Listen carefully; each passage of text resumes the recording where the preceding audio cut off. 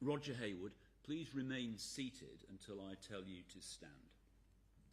You pleaded guilty in the Magistrates' Court on the 9th of August to violent disorder, having on the 5th of August pleaded guilty to 2 offences of assaulting an emergency worker. All of those offences were committed on the 3rd of August. You will, of course, receive full credit for your guilty pleas.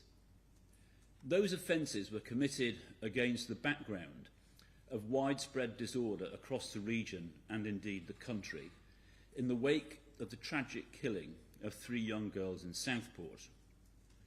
One cannot begin to imagine the grief and the despair suffered by the families of those young children killed and indeed injured. People from all communities who make up the British public offered solidarity by either laying flowers, standing in peaceful condolence, or by silently and respectfully holding the bereaved families in their hearts and in their prayers. Whereas others, such as you, decided to usurp this terrible incident as an excuse for mindless, drunken thuggery. Earlier that week, there had already been serious disorder following the events in Southport, so everyone knew that so-called demonstrations were merely pretexts for violence and expressions of hate. There was no political, no ideological basis for taking to the streets. And so on the 3rd of August, the people of Blackpool and the Lancashire police were braced for violence, and you, along with several hundreds of other people, were on the streets that day, ready to cause injury and disorder.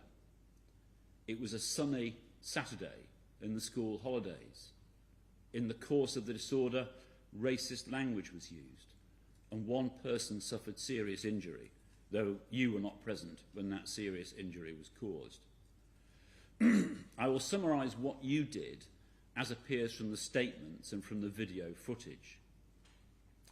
In a narrow pedestrianised retail area, there was a noisy scene and a highly volatile situation as an angry group, including you, confronted police officers. You repeatedly approached the police line, jabbing a finger at them and ignoring their many requests to move away. Next, you were seen leading a large group down the promenade. Some had flags, some had their faces covered. You were at the front with your hands above your head, turning round to beckon them on. You were clearly in the lead. You led this large group into a pedestrianised shopping area where there were families with young children. The group you led had fallen behind, but you turned and called them on. One pushed over a sign as he went along.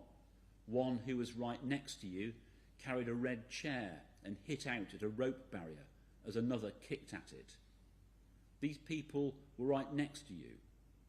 This was a very ugly, intimidating scene with you in the lead. On a separate video, you were seen at one point remonstrating with a group across a police line. At one point, you tried to push through that line head first. You had to be physically pushed back by police officers on 2 occasions. You and the mob you had led went into the confined space of an indoor shopping centre. Again, you were raising your hands above your head. Brave security staff, vastly outnumbered, accompanied the group to try and ensure order and protect shoppers and staff. Members of the public were getting out of the way. The staff at JD Sports were trying to bring down the shutters in response to the disorder, but you and others tried to stop the shutter going down. 2 members of the security team intervened, and you turned on one, Security Officer Hart, and pushed him aggressively before trying to set about him. In the event, others took over the attack you had started, and you were pushed away. We know what happened next from the statement of Security Officer Hart. He described how the man we'd seen earlier with the red chair threw it towards the security officers. Another person stopped it hitting them. Security Officer Hart himself was pushed against the shutters and hit several times. He had to cover his head to protect himself. One man threw punches at him, and another took hold of his clothing and hit him repeatedly to the face. He sustained unpleasant injuries, though thankfully he wasn't seriously hurt. But it must have been a terrifying experience for him and the other security staff present. Of course, you didn't perpetrate all of the violence against Security Officer Hart, but where you lead a mob and encourage them and start violence, you cannot then seek to cast the blame on others, and to be fair to you, you haven't sought to do that. Because when you join in mob violence, you bear your share of the responsibility for what the mob does. What happened next is again the subject of video footage. You were then seen close to the cenotaph. There was a large group of people, many of whom, including you, were chanting. There was a line of police officers keeping order. At one stage, you put yourself at close quarters with police officers, wagging your finger and threatening them. You can be heard demanding to approach the cenotaph, and you react badly to being told that you may not do so. And you tell the officers that they were outnumbered, 10 to 1, as you put it, making an unmistakable threat to them. What you did next was unforgivably dangerous. Behind you was a group of angry, shouting people. However, they were at a significant distance from the police lines. You chose to turn your back on the police and face the mob. You shouted to them to the effect that the police would not let you through, and then with your arms you beckoned them on to breach the police lines. The crowd moved forward in response, and we hear the shout of missiles as at least one item was thrown at the police. Your aim was clear. You wanted to create a serious, violent and dangerous incident. Despite the obvious danger to them, the officers were completely professional. Thanks to their skill and professionalism, and despite your best efforts, your actions did not result in serious injury to others at that time. Following that part of the incident, it was clear that you still regarded yourself as a leader. You took a loud hailer from another person and tried to make your voice heard again, but were apparently too intoxicated to work out how to use the loud hailer. From the statements of the officers, we know that as the police returned to their van, you were seen in the middle of a scuffle, throwing punches. You tried to run away, but were tackled to the floor and arrested. When the police officers tried to put you in the van, you refused, bracing your legs and shouting abuse. You kicked out at the officers, landing 2 kicks on one officer's hand and 1 to another officer's arm. Thankfully, no significant injury was caused to those officers. Those kicks are represented by the offences of assaulting an emergency worker. Understand, please, assaults on police officers in any circumstances are unacceptable. In these circumstances, they were particularly serious.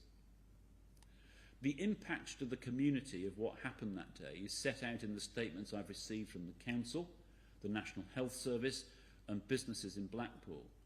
Of course, this disorder had a financial impact upon those services and businesses, but the emphasis of those statements, quite properly, is the impact of the disorder upon their service users and their customers and other people going about their lawful business.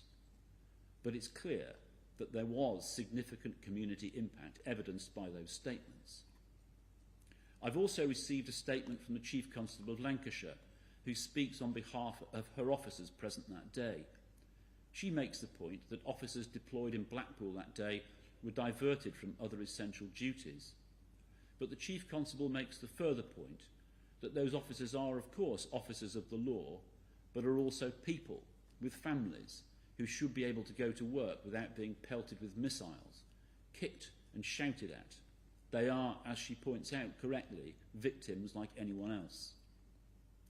I turn to your personal circumstances. You're 41. Despite a spate of early offending, including offences of violence, you did not offend between 2013 and 2022. However, since then there have been offences of being drunk and disorderly and stalking, for which you received a community order which you subsequently breached. You tell me through your counsel, and I accept, that you have suffered recent illness, the loss of a relationship, that you have developed a problem with alcohol. She tells me that you are sorry and wish to apologise to those affected. Stand up, please. The law-abiding people of this country as a whole, and those directly involved in the tragic events in Southport in particular, will be bewildered and revolted that you somehow decided to treat those events as a pretext for what you did. Today, you must face up to the consequences of those actions. Everyone must understand that if you engage in this sort of mob violence, you will receive significant punishment. I follow the guidelines for violent disorder. This case falls within culpability A. You were an instigator and a leader in significant parts of what happened. However, others of the culpability A factors are not present, which must affect the position within the bracket. Harm is at culpability 1, harm is at category 1, as there are multiple category 2 factors, though again, I must have regard to the position of this case within that upper bracket. That bracket has a starting point of 4 years and a range of between 3 and 4.5 years. Your previous convictions are an aggravating feature to some extent, but I note the age of the majority of them. I do not treat the incitement of others as an aggravating feature, as I've taken that into account when ascribing your role.